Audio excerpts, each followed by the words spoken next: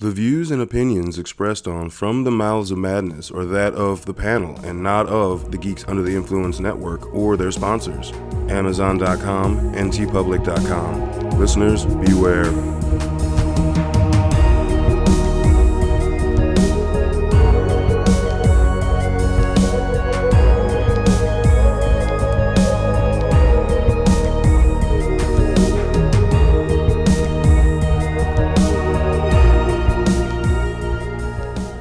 Coming straight from the Mouths of Madness, I'm one of the hosts, Lowdown. With me, as always, is... F.U.Hunter. What's up, Valentine bitches? That's right. Happy fucking Valentine's Day.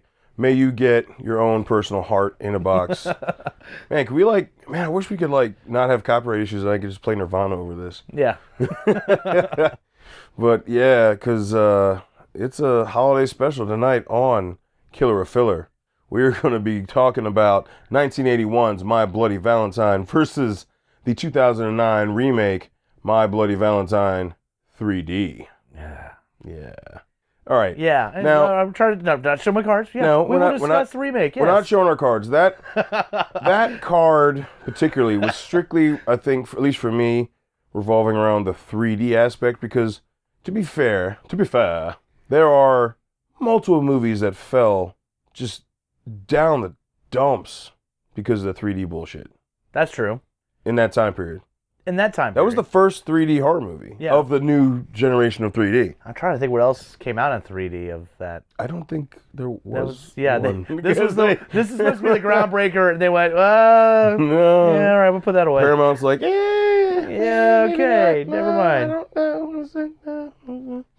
But, yeah, let's dig right in. I mean, Valentine's Day is coming right around the corner. I hope you've got all that handled, guys, gals, whatever.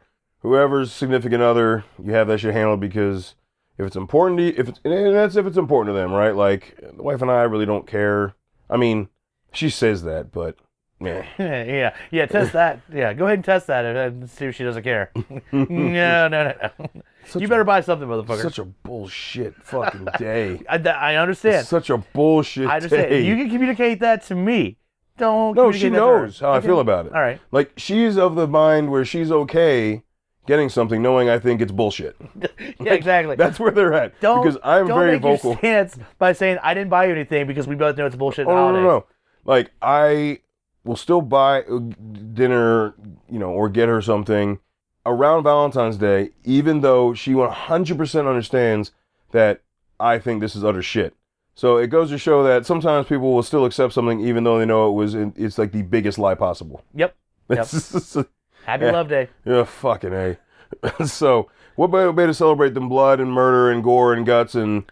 look, if you're going to have hearts and shit like that, make it a human heart ripped out of a murder victim. There you go. It's fine. It's perfect. Yeah, there you go. Happy Valentine's Day. Exactly. Yeah. And you know who had that idea? Mr. George Mihalka. Yep. No fucking pronounce his last name. The director of the 1981 film. Now, he's just a director. I don't know if he was the writer as well or / producer. I don't know all that. But I know who directed it. And we got his vision. We got a censored, neutered version of his vision. And I was going to say, real quick, I had actually watched the original, both movies, for the first time earlier this year. Unfortunately, I've never seen the original until this year? Not all the way through. You mean 2020? No, the OG one. I had seen... So 2021? Yeah. You didn't watch... So when you said this year, you didn't mean 2020? I meant 2020, sorry. Okay. That's what I was in the past year, I guess. But pretty much, I'd seen parts here and there, but, just said fuck it. It was on Shudder, watched it. The only thing that kind of disappointed about, and I didn't realize this at the time, that I was watching the theatrical one. And it wasn't until I was watching the In Search of Darkness documentary where they brought up My Bloody Valentine, and then they're showing all these amazing kill scenes that I didn't see when I watched it. And they go, oh yeah, that shit's in the unrated part. And come to find out, the director had some amazing fucking kills. The studio fucking chopped its balls off and fucking brought out this thing that has decent kills, but man, you're missing out if you're not watching the unrated version. And we're talking, in the length of a kill scene, this is a big deal. We're talking edits that were up to, a total of 3 minutes was cut from the film, strictly of the gore of the death scenes, which a kill only takes like 15 seconds. Where you'll see him grab somebody, Yeah. and then they're on the, like, they're dead. Yeah. And you missed all of the... But it's only like 10 or 15 seconds. So what I'm saying is, if you've got 3 minutes, that's a lot of gore. Yeah, that got cut out. The shower scene specifically is very, in the theatrical cut, very just cut and dry. Boring. He grabs her, and then boyfriend discovers her. You don't see anything really. Nope. Where in the unrated, which I just watched actually the night before we recorded this, that's like 2 minutes of her struggling. He's killer's choice. How do I kill her? He sees the shower head. It's like, fuck it. You know what? That would be funny. But you don't get any of that in the theatrical. Nope. So I will say, if you have not watched the original 1981 film, Lionsgate re-released it in 2009 with about 2.25 minutes of added footage, and Scream Factory re-released it last year, and they have pretty much all the 3 minutes in it. Yeah, and the director actually comes on the unrated one and says, here is pretty much the version of what I wanted everybody to see of my movie. Pretty much like, fuck the theatrical one. Thank you for watching my intention. It fell victim to like so many movies back then, where the MPAA rating, and it came coming back with an X rating, and I mean it got submitted twice. Like, they cut down, I think it was like a minute and a half or so, submitted it, came back still with an X rating, so they had to cut it down like another minute and a half or so. And then it came back finally with a rated R. That's why when you watch the actual version, it's literally lame as fuck. Yeah. It's lame as fuck. Now, even the stuff in the unrated version, you're almost getting to where that stuff's in TV shows. I mean, like, it's such a wild change. I remember... But it adds it to where it's almost like a new movie. Oh, yeah. It's just it's like that much is like, that intensity is just missing, that it's almost like a new film. I remember watching the unrated version of RoboCop, and the whole reason it was unrated is because when they kill Murphy, there's a shot of the hole in his head that you see the camera go through the hole in his head. You weren't allowed to show that. You know how many fucking movies and TV shows now? You got giant fucking holes in people's head. They go, check that shit out. All right, hold the camera on it for at least 30 seconds so you can really see it. We're talking about 10-second zoom. But the thing I do enjoy about that is, though, it's like a movie that you grew up with. Like, I mean, I know I saw My Bloody Valentine before I hit teens. Yeah. Same thing with RoboCop.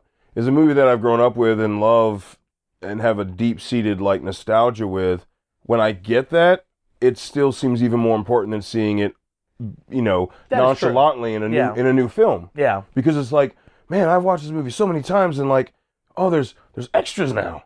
You know what I mean? Like, and it's like, holy fuck. Oh, dude, the death by the old lady in the laundromat is nowhere near as gory in the theatrical. So much better, and you have an appreciation. I don't know who did the effects in this. Yeah, I don't either. But did an amazing job, because she is burnt to a crisp, and in the theatrical, you don't get that at all. You get her falling out, and that's it. But what you don't get is in the unrated clip is the pan out of the dryer running with half her body, and you see some saggy old burnt lady tits, and like, it's graphic, and she's just literally going in circles, and then it finally stops. I mean, it's just fucking horrifying. So we'll do just a quick because a lot of the OG stuff, I think we can just talk about the difference. Well, really, yeah, it's a pretty basic kind of plot setup, except for they do kind of set you up where you find out that it takes place in a mining town. You find out that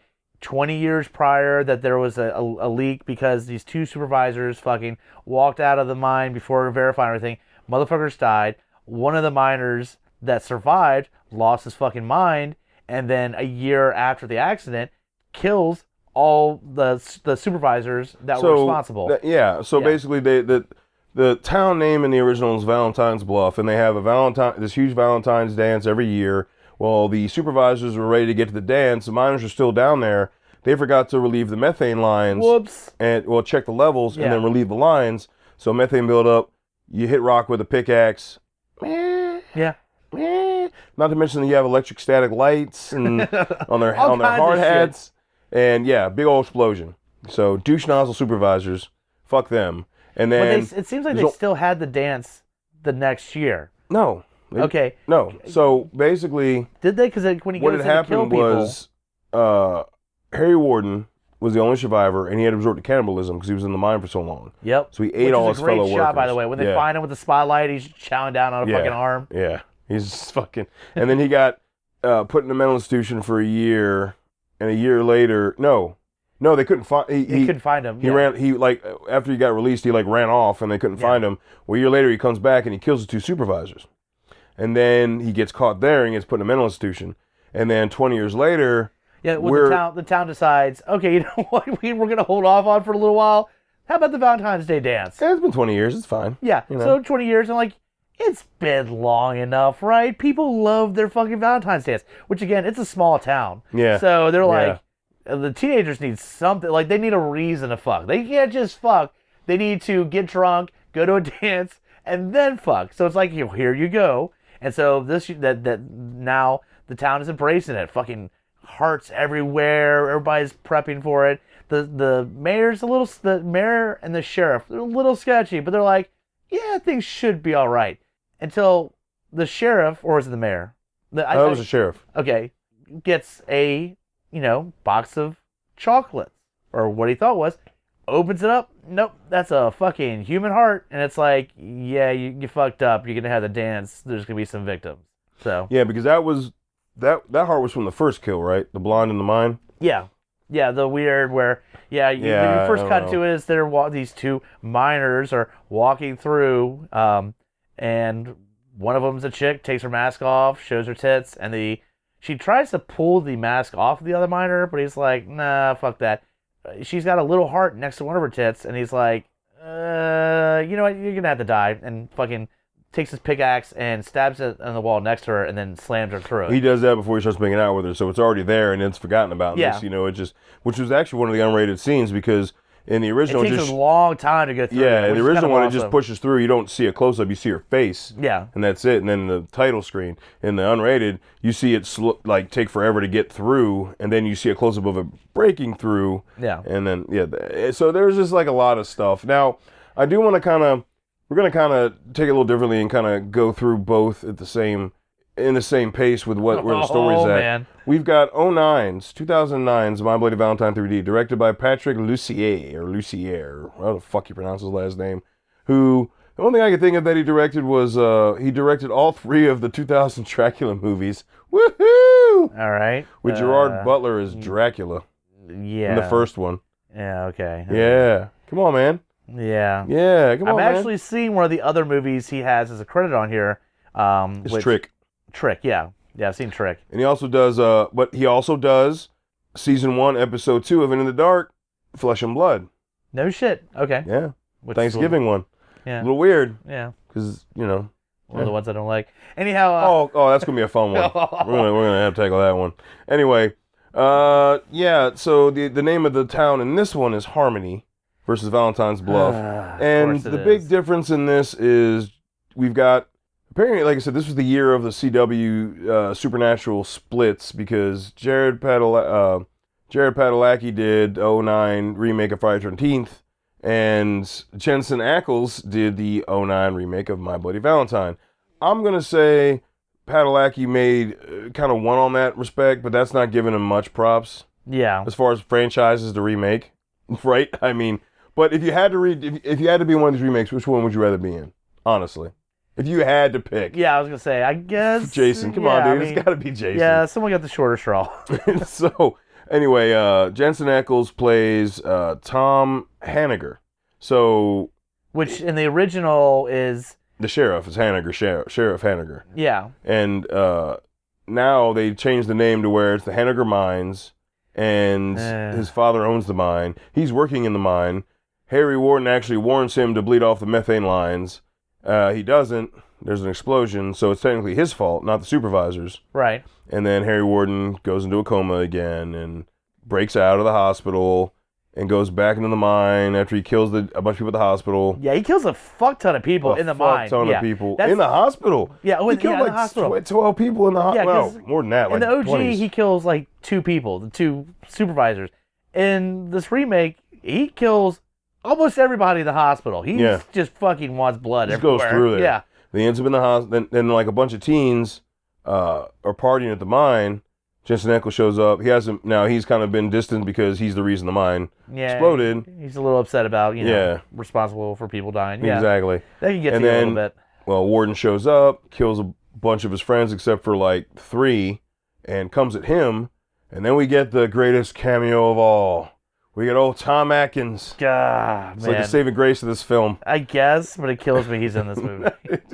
No, Tom Atkins. No, Tom, please. And he shoots Harry Warden. Warden runs away without killing Jensen Ackles' character.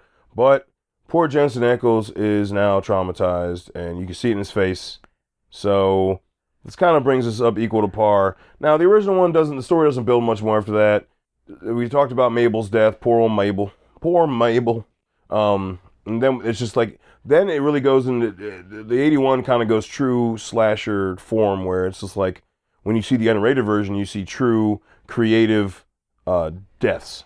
Yeah, you get the really bummer bartender who every scene prior to his death keeps telling people that they're fucking up having the dance. Like, literally not just one time when they're in the bar. Every time they're in the bar, he's like, that this dance is gonna be terrible. It's the death of the town. And then they cut to it. But as angry as he is, he decides he wants to prank them. So in the original, he sets up a miner outfit with a pickaxe that when you open the door, it's supposed to look like it's lunging towards you. Thinks that's going to be fucking hilarious. So he's warning people, but he also, wants to scare the shit out of them. Yeah, fuck you. But that comes back to backfire because he opens the door a couple times to make sure it works. It does. And then he's like, wait, let me check one last time. And that last time, oh yeah, good, he's there. Oh wait, no, this isn't my prop. This is actual motherfucker with pickaxe. Through the fucking chin, eyeball out the eye. Yes. And they tried to replicate that kill with Tom Atkins through the bottom of the skull, rips his jaw out, but then we get a nice, awesome 3D scene. Yeah. What could have been a great death, as Tom Atkins is worthy of. Yeah. It's, oh boy. There's the OG, you assume that it's one character. And then they build it up to where you find out at the end that there's a twist. But it's not relying on that twist. It's just, you assume it's, what's his name, the original killer? Harry Warden. Yeah. Because they never found him. Yeah. Because they never found him. But you come to find out, well, he was in the mental institution. And people just assume he escaped. He broke out, yeah. You get to the end, you find out, no, it's not him. It's somebody else, copycat-wise, who was traumatized by his original killings. Mm-hmm. So this one... Yeah, so the 81 remake, basically, one of the main characters, Axel, was one of the sons of the supervisors, and when Harry Warden broke into the house when he went on his rampage a year after the incident to kill the supervisors, he watched Harry Warden kill his father. Yep. And that fucked him up. Kind of traumatized him a little bit. So he, in turn, when they bring the dance back, is like, oh. But what I like about the original is they set up where you almost suspect TJ, who's the one that comes back to town, left town, comes back. He's sometimes a little suspicious, doesn't want to hang out with everybody all the time. And they kind of go, hey, look at this guy. Because throughout the movie, Axel is like, pouting around. Fucking... Yeah, he's like, all right, he's got a fucking girlfriend, like everything's okay. Not knowing, there's something a little loose up there. Versus the remake, it shows you the trauma he went through, not as young of an age as Axel did. He's like a fucking adult, but it fucked him up enough where, they're constantly pointing at him as being the killer. Yeah. And they try to throw in a twist with it being the sheriff, because there's a love interest thing there. You know what I'm talking about. Yeah. With, what the fuck's her name? Whatever her name is. And then it ends up being... Jamie King. Jamie King, yeah. Yeah. Then it ends up being fucking... him. Jensen Ackles. You're like, what the fuck? I know, because this whole movie, it doesn't know what to do with him. And at some point, it's like, God, he is just getting the short end of this, because everybody thinks, he's an asshole for leaving. And when he comes back, he's an asshole. He's murdering people. He's an asshole. And they're like, and the main sheriff is like, I know he's the one murdering it. So you're like, okay, they're going to work up where at the end, no, it's somebody else. Nope. they were just like, no, it actually is him. The sheriff was right. And even though we painted the sheriff as the asshole through most of this movie, Well, he was an asshole. He was an asshole. He was an asshole. But you expect like a giant the asshole to be wrong, you know? You're not you right. The asshole to be like, see, he's the one that go, actually, dude, you were like targeting this motherfucker while this other guy was killing people because you were centered in on the quote main suspect. Yeah. So it kind of sucks that the main suspect is actually the fucking murderer. Yeah. There was zero twist. Yeah. And what's fucked up too is like you look at the original one and Axel, like by the end, and he's like escape when the mine collapses towards at the end of the 81 film, and you know they're kind of like digging through trying to get to him. You see him like he unpinned his arm, which has like he cut it off. Yeah, he in cut the off unrated, in the unrated, he cut it off. He cut off his fucking arm. Yes. So he's running through the mine, gushing blood out of his arm, giggling, saying like, "Will you be my Valentine?" I mean, he's just fucking awesome. gone. Yeah. So he intentionally. Like, you just, the whole time, especially once you find out at the end, it's like he was intentionally and completely okay with murdering all these people. Yeah. In the remake, it's like, when they do the reveal, it's like this trauma thing every time. He gets triggered every time he goes into it. It's like this. It's a schizophrenia thing where but what's weird is that when he looks back, once they reveal he is actually the fucking killer, then they flash back and there's a scene where he gets locked in a cage by what he thought at the time was, you know, the main killer, and then he sees the killer go over and kill people while he's trapped in the cage. Then eventually people show up and let him out of the cage. Mm-hmm. But what you're to believe is that this is where he's split personality, where his personality put the regular him in the cage while the other part of him murdered people, and then took all his minor gear off and then put himself in the cage and right before people showed up, and you're locked like, it. Yeah. Yeah, okay, that's fucking stupid. All right. Like, I saw myself do I didn't think about it at the time. I thought it was weird. And now it's like, yeah, okay. But we don't see that till after, and they keep over showing all that shit now. Like, everything. Remember when you saw the killer here, but he was here? He wasn't actually here. Yeah. He was the killer. Like, you're like, I don't fucking even down care. to like, you know, where the old people and the runners of the town took him to where they actually killed him in the 09 remake, because like Tom Atkins and a couple of the other founders actually, after they scared him away from Jensen Ackles' character Tom, you know, when he escapes, he runs into and there's an escape hatch in the woods, and they waited for him there and they fucking killed him. They took him to the burial spot and nothing's there. Of course, they got to show like it's not fucking cookie cutter. Of course, they got to show him pulling the fucking gear out. Yeah. And then, but they go through every kill. I know. They go through every kill. And you know what kill was hilarious? Was the trucker banging out that one chick, and she runs out butt-ass naked. That was amazing. That was hilarious. I will give you that. That was fucking funny. Yes. I was dying. That is the best part of the movie, is naked chick fucking... in heels. Yeah. Running out to fucking beat the shit out of the trucker that stiffed her. Yeah. And then fighting naked before she's murdered. Yeah, yeah. By the way, she was fucking hot. Whammy. Yeah, I'll give you. Yeah. Swing. Yeah. Swing. So you can watch 2 to 3 minutes of the remake? Yeah. Roughly. Yeah. We haven't had time to yet. You know, so the dude that so Axel is the sheriff in this actually. Yep. So that's what the Axel is the sheriff. That's the name of the character. See, we're all thinking because of it being fuck you. Fuck you, fuck you. See the Axel. Have you seen the original one? See, you know Axel's the killer, so we're gonna get you there. Fuck off. Anyway, but we know how they were friends back in the day, but now they fucking hate each other. Like, well, that's not how the original happened. Don't worry about it. It's a twist. It's a twist. So he locked himself in the cage. Oh, fuck this movie. The woman who played the dude he was cheating on his wife with, which why would you cheat on that, by the way? That's right. Come on, man. On top of everything else, he's also cheating on his wife. Exceptionally beautiful, and then, hot wife. Hold on. He's blatantly, like, we get introduced to him fucking this other chick, and then we see that he's married to Jamie King's character, right? Mm-hmm. But literally, Jamie King's character's like, oh, I talked to Tom, he's back in town. And the sheriff's like, are you fucking cheating on me? And I'm like, you know, your dick has been in somebody else 12 hours earlier. They always say that's the number one tell of a cheater, is if they're overly... Yeah. But it's like comically jealous. Oh, yeah. And I'm just saying, it's like, he's that hardcore, and it's like, okay, well, we know you were fucking other people. It's pointless. He can be jealous and like suspicious of Tom without us seeing that he puts his dick in somebody else. All right, Yeah. like that's all I'm saying. Fair.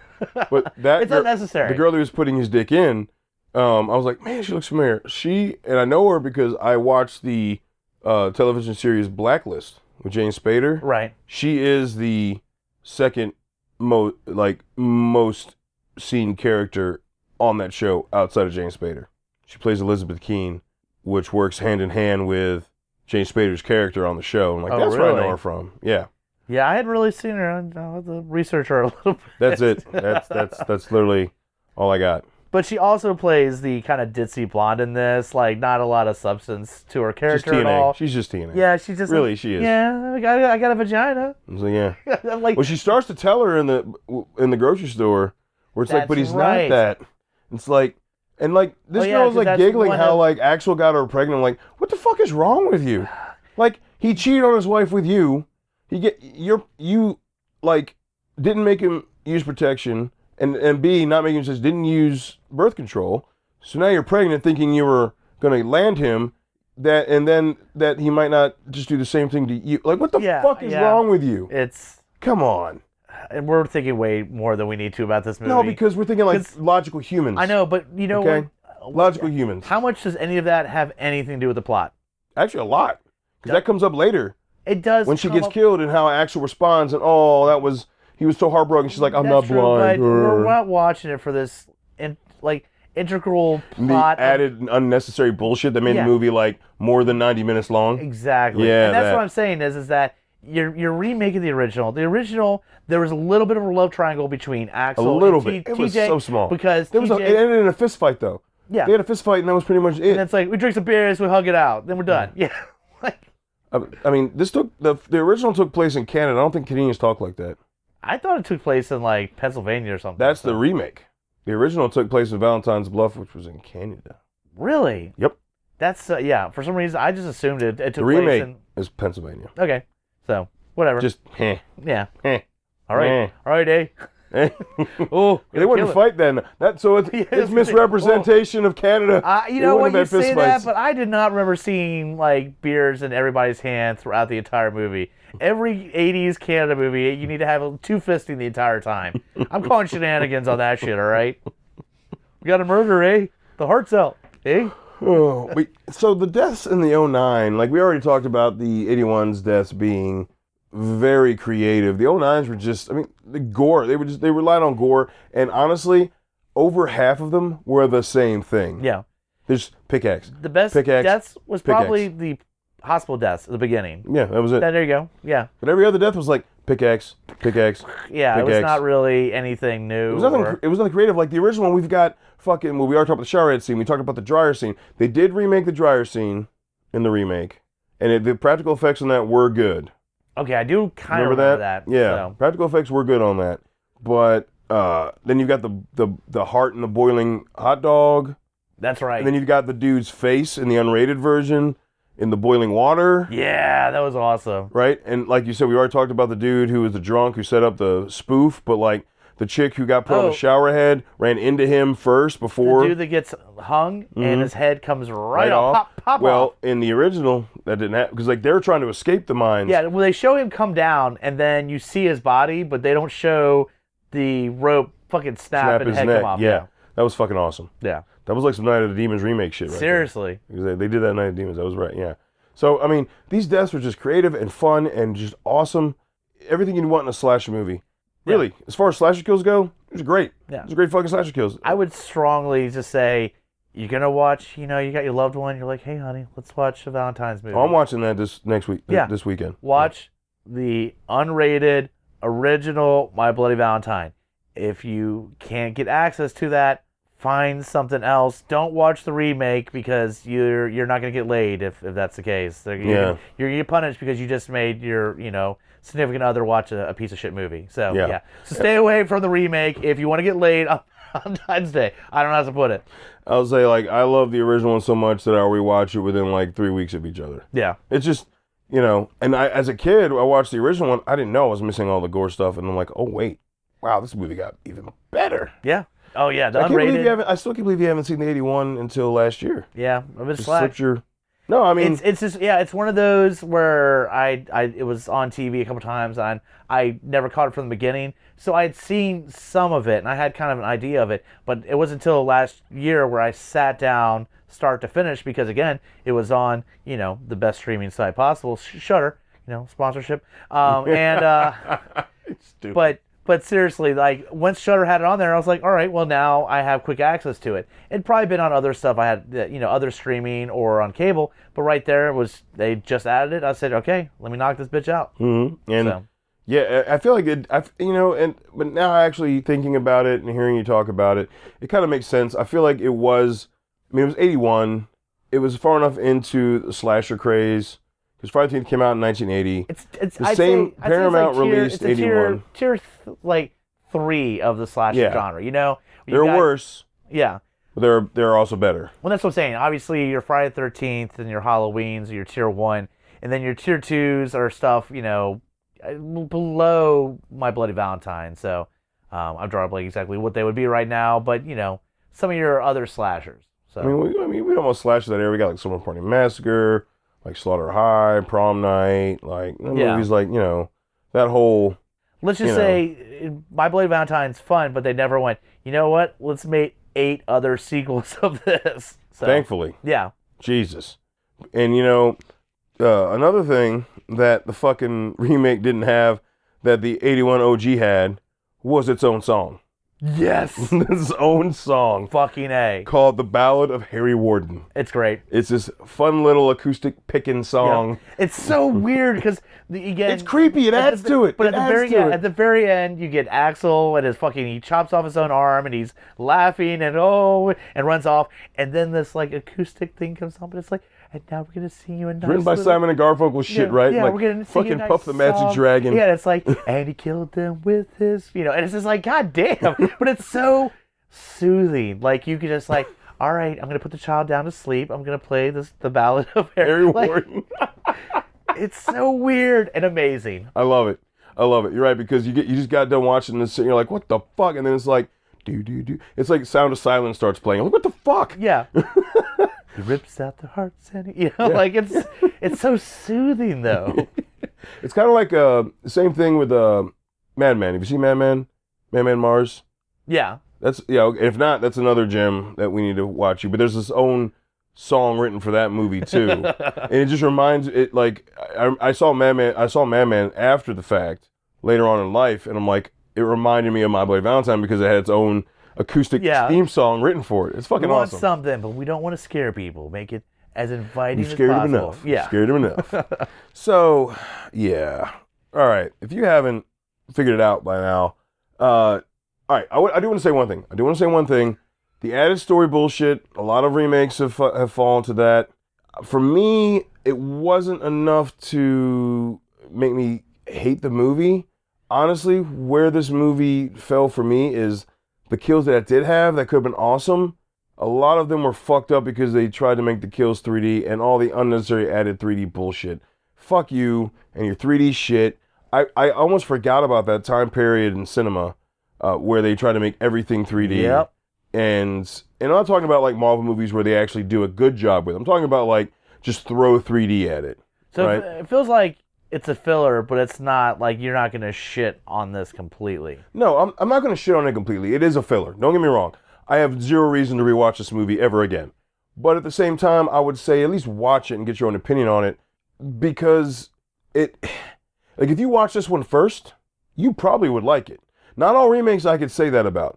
We've talked about some where they're just shit. Like if somebody watches from the remake the first time, they probably won't want to watch the original one because the remake was so bad. Well, but I'll say this. The split personality thing pisses me the fuck off. And then we go back to all the lame fucking kills, but through the perspective of him watching himself making the kills. That fucking pissed me off. I'll give you naked chick beating up a trucker. Amazing. The kills at the very beginning of the hospital. All right, fun. Tom Atkins, I will always support. No matter any movie he's in it for a period of time, so I will support that. But the rest of the movie, the kills are, like you're saying, lame.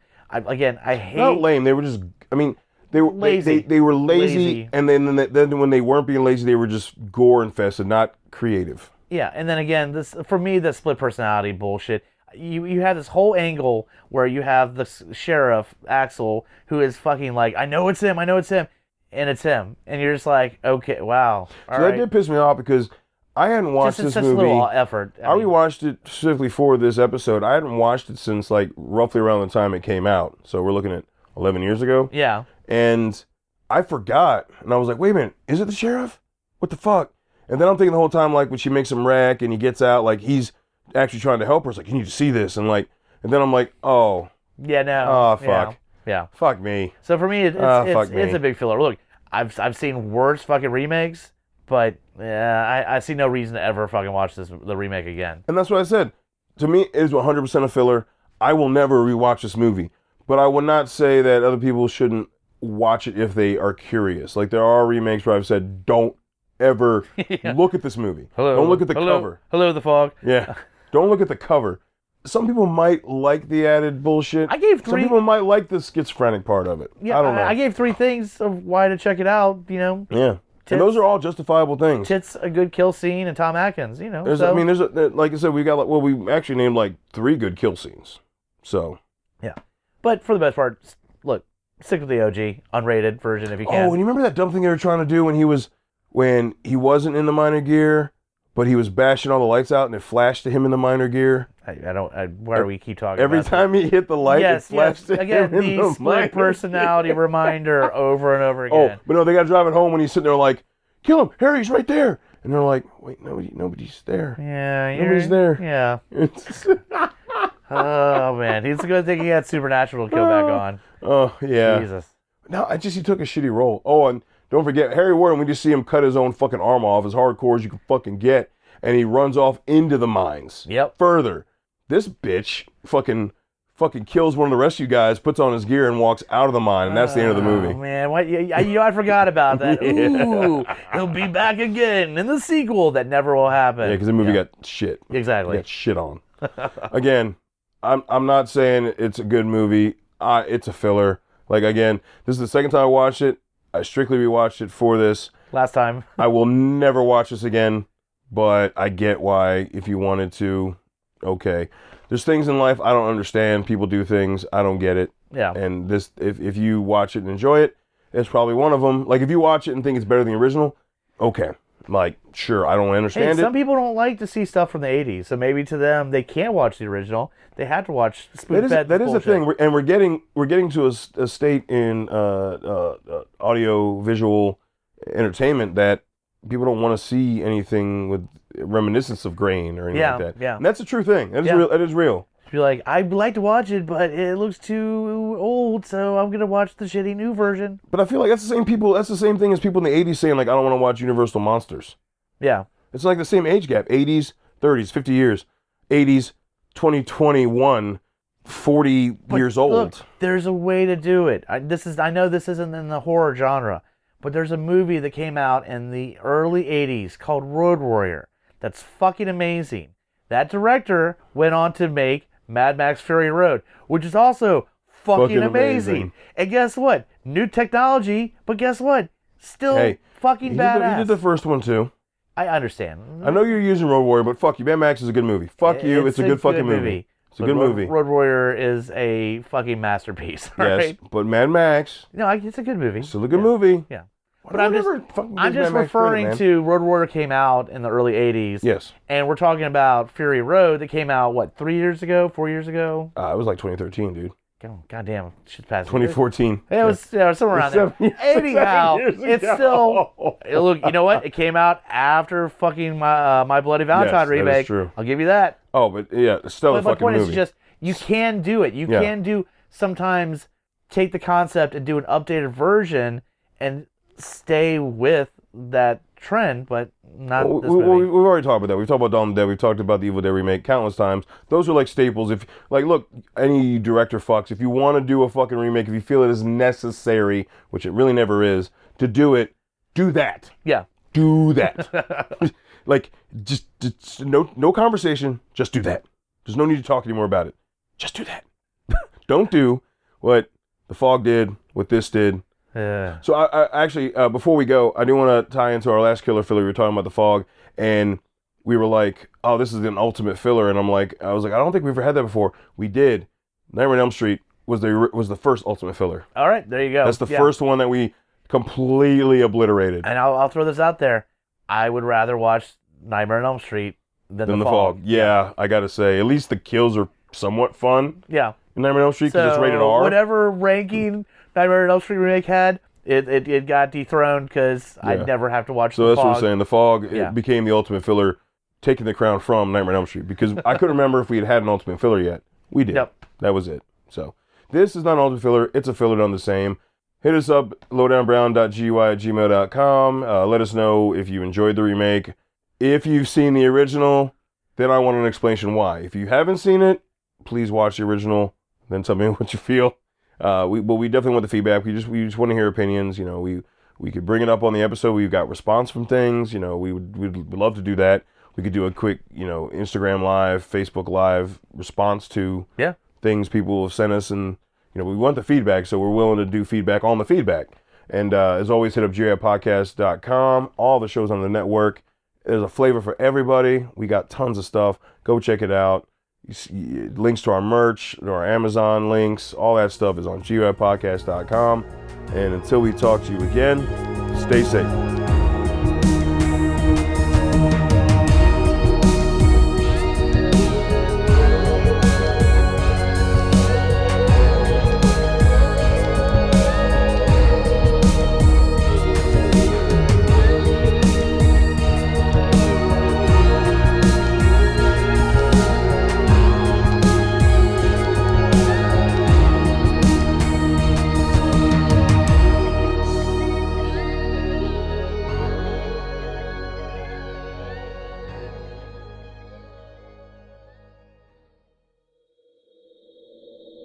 Join us at GUIPodcast.com. In a world ravaged by movie studios that keep rehashing the same things, only one podcaster has the guts to make it even worse. Join Mike the Hobbit as he traverses the internet to bring you some of the best and worst ideas for reboots, remakes, and reimaginings of some of your favorite and least favorite TV and film properties. Ideas like a John Waters He-Man movie, Fantastic Four the musical, and Aliens, done entirely with marionettes. What podcast would bring this evil upon the world? This is Smack My Pitch Up. Available anywhere you get your podcasts.